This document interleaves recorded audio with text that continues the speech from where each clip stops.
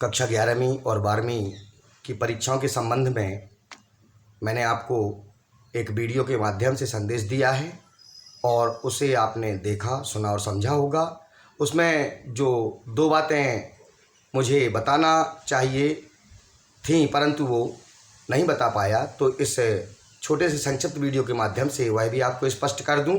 एक बार पुनः नई शिक्षा नीति एवं नई परीक्षा पद्धति के रूप में, सारांश रूप में आप इसको समझ लीजिए। जैसा कि मैंने पहले आपको बताया था कि कक्षा 11वीं एवं कक्षा 12वीं की जो परीक्षाएं हैं, अब उनकी पद्धति पुरानी पद्धति से बिल्कुल ही हट करके तैयार की गई है, जो नई शिक्षा नीति के दिशा निर्देशों में दी गई है। अब आपकी दो रूप में परीक्षा होगी, एक आंतरिक परीक्षा, दूसरी बोर्ड परीक्षा। आंतरिक परीक्षा में 70% अंक होंगे और बोर्ड परीक्षा जो आपके विद्यालय से संपन्न होगी उसमें 30% अंक होंगे। आंतरिक परीक्षा आपको अपने घर बैठ करके और पुस्तक खोल करके दे सकते हैं, आप देनी है। इसमें प्रश्न पत्र आपके मोबाइल पर बोर्ड के द्वारा भेजा जाएगा। अब समस्या यह आती है कि अनेक विद्यार्थियों के पास या तो स्मार्टफोन है नहीं या फिर बिल्कुल ही फ़ोन नहीं है। उनके लिए क्या होगा? तो उनके लिए बोर्ड द्वारा पासवर्ड दिया जाएगा। उस पासवर्ड को लेकर के आप कंप्यूटर सेंटर जा कर के वहाँ पर अपनी जानकारी दें, तब आपको प्रश्न पत्र वहाँ से उपलब्ध हो जाएगा, जिसको आप घर ला करके और अपने अलग अलग विषय के जो आपने रजिस्टर बनाए हैं, प्रत्येक विषय के लिए अलग रजिस्टर जो आपने बनाया है आंतरिक परीक्षा के लिए, उसमें लिखेंगे। हिंदी का हिंदी में लिखेंगे, अंग्रेजी के लिए अंग्रेजी के रजिस्टर में लिखेंगे। इस तरह से आपके 5 विषय जो अलग अलग संकाय के हैं, चाहे विज्ञान हो, चाहे कला हो, चाहे वाणिज्य हो, सबके लिए अलग अलग रजिस्टर तैयार करना है 200-200 पेज के। और उसमें प्रत्येक 15 दिन में जो टेस्ट होना है उसको हल करके, असाइनमेंट इसको नाम दिया गया है असाइनमेंट, इस असाइनमेंट को तैयार करेंगे घर से। तत्पश्चात आपको विद्यालय में ला करके जमा करना है। आपके विषय शिक्षक आपके उस असाइनमेंट को चेक करेंगे, उस पर नंबर देंगे और नंबर देकर आपको पुनः वापस कर देंगे तथा यह आपके अंक सीधे विद्यालय के शिक्षक के द्वारा भोपाल के लिए भेज दिए जाएंगे। अब प्रश्न यह उठता है कि आपको 5 विषयों के असाइनमेंट जमा करना है और प्रत्येक 15 दिन में ये असाइनमेंट या यह आंतरिक परीक्षा आपको घर से देनी है।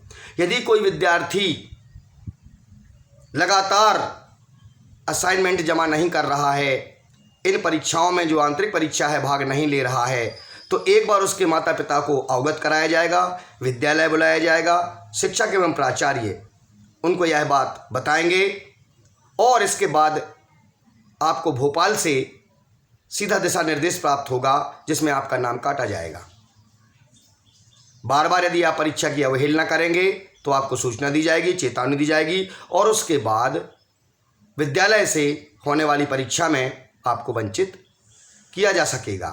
अतः आप सभी का यह दायित्व है कि इस बात को अच्छी तरह से समझ लें। यह कार्यक्रम दिनांक 1 सितंबर से प्रारंभ होना है, यानी पहली आंतरिक परीक्षा या असाइनमेंट का कार्य 1 सितंबर से 15 सितंबर के बीच में पूरा हो जाएगा। उसके बाद 16 से लेकर के और अंतिम सितंबर तक दूसरा असाइनमेंट का कार्य प्रारंभ हो जाएगा। प्रत्येक विषय के इस तरह से आपको 6 माह तक असाइनमेंट बनाना है। यह समझ लीजिए कि 1 माह में आपको 5 विषय हैं, तो 1 माह में आपको 5 गुणा 2 यानी 10 असाइनमेंट बनाना होंगे। प्रत्येक विषय के कुल मिलाकर के 10 बनेंगे। तो इस तरह से आपको 6 माह तक लगातार ये कार्य करना है। इस पर 70% अंक आवंटित हैं और शेष जो 30% अंक रह जाते हैं उसके लिए बोर्ड परीक्षा लेगा और यह परीक्षा आपके परीक्षा केंद्र पर आपकी संस्था में पूर्व की भांति संचालित होगी, जिसमें आप पुस्तक या अन्य किसी साधन का उपयोग नहीं करेंगे, आपको तैयार करना होगा। और यह भी आप जान लें कि ये परीक्षा बहुत ही सरल है, सुविधाजनक है, भयमुक्त है, क्योंकि प्रत्येक पखवाड़े या प्रत्येक 15 दिन में जो ये परीक्षा होनी है इसमें आपको मात्र एक यूनिट की तैयारी करनी है। एक इकाई या एक अध्याय की तैयारी करके आपको प्रश्न हल करने होंगे।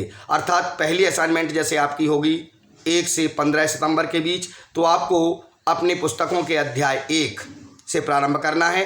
अध्याय 1 को अच्छी तरह से तैयार कर लें। किसी अध्याय 1 या यूनिट 1 पर 100 नंबर हैं, अर्थात बहुत ही सूक्ष्मता से पूछा जाएगा, इसलिए आपको पूरे अध्याय का गंभीरता से अध्ययन कर लेना चाहिए। तो आशा है कि आप सब विद्यार्थियों के लिए नई शिक्षा नीति के अंतर्गत नवीन परीक्षा पद्धति प्रणाली के बारे में आवश्यक जानकारी हो गई है, इसलिए आप इसके अनुसार अपने आप को तैयार करें और परीक्षा में हिस्सा लें। आपके उज्जवल भविष्य की कामनाओं सहित बहुत बहुत धन्यवाद।